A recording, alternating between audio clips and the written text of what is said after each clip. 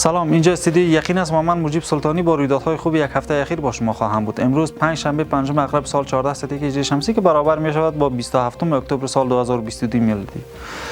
مؤسسه گالوب اعلام کرد وضعیت امنیتی افغانستان در مقایسه با سالهای گذشته با بهبود نسبی همراه بوده است.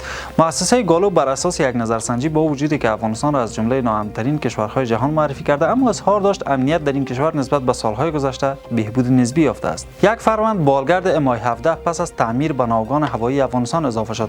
در ادامه تلاش‌ها برای تعمیر ناوگان هوایی تخریب شده افغانستان، یک فروند بالگرد امای 17 پس از تعمیر به ناوگان هوایی افغانستان اضافه شد. عنایت الله خوارزمی سخنگوی وزارت دفاع دولت امارت اسلامی افغانستان اعلام کرد در ادامه تلاش‌های تیم فنی این وزارتخانه یک فروند بالگرد امای 17 تعمیر شده و آماده پرواز گردیده است. بر اساس اطلاعیه منتشر شده، نیروهای فنی قول اردوی 207 الفاروق یک بالگرد امای 17 روسی که طی 10 سال گذشته غیر فعال بود را ترمیم کردند و پرواز آزمایشی آن نیز موفقیت‌آمیز انجام شده است.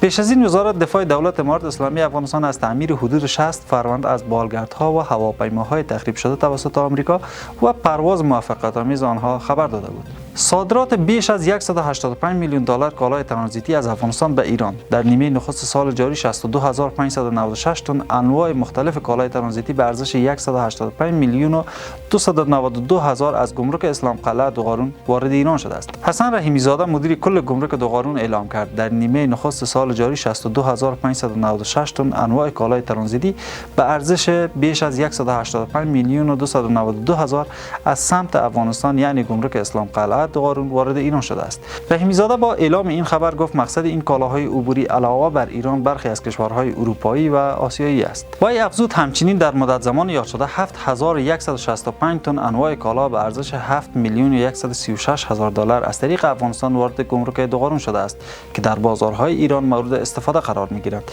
سخنگوی دولت امارت اسلامی افغانستان و هیئت همراه در دیدار با مسئول دفتر سیاسی حماس درباره وضعیت کنونی فلسطین و افغانستان گفتگو کردند.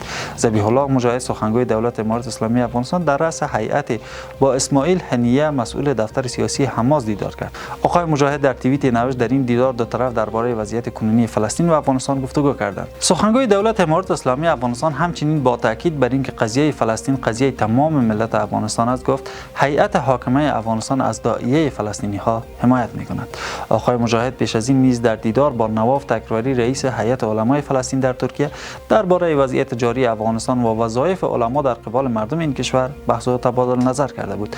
ملاقات هیئت امارت اسلامی افغانستان با شخصیت‌های فلسطینی در حالی انجام می‌شود که برخی رسانه‌های اسرائیلی از احتمال دیدار سخنگوی دولت امارت اسلامی افغانستان با افرادی در کابینه اسرائیل خبر داده است. منسوبین دولت امارت اسلامی افغانستان در موارد متعدد از موضع صریح و ضد یهودی خود سخن گفتند. سفیر ژاپن در افغانستان در نخستین دیدارش با مقامات دولت امارت اسلامی افغانستان پس از بازگشایی سفارت این کشور در کابل با وزیر کشور هیئت حاکمه افغانستان دیدار کرد. اوکادا تاکاشی سفیر ژاپن در کابل در نخستین دیدارش پس از بازگشایی سفارت این کشور در کابل با سراج الدین حقانی وزیر داخله کشور دولت امارت اسلامی افغانستان دیدار کرد.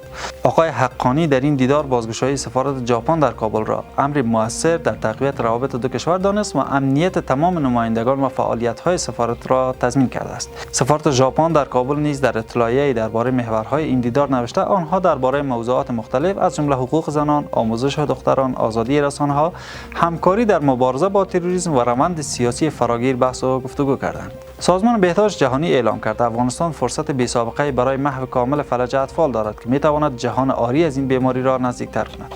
سازمان بهداشت جهانی در اطلاعیه‌ای به مناسبت روز جهانی فلج اطفال اعلام کرد افغانستان از هر زمان بیشتر به محو کامل فلج اطفال نزدیک شده است. این در حالی است که به تازگی وزارت صحت عامه دولت امارت اسلامی افغانستان از اجرایی شدن موفقیت‌آمیز بیش از 6 دور طرح سراسری واکسیناسیون فلج اطفال در سال جاری با همکاری صندوق حمایت از کودکان و سازمان ملل یا یونیسف و سازمان جهانی بهداشت خبر داده بود. اخبار خوب هفته روزانه انعکاس مهمترین رویدادهای خوب در یک هفته اخیر از همکاران ما در رسانه یقین می‌کوشند تا نابترین و نایابترین ویدیوها را برای شما ارائه دهند. با ما در تمامی صفحات مجازی با نام یقین دنبال کننده باشید. بقیه ایامتان کامگار.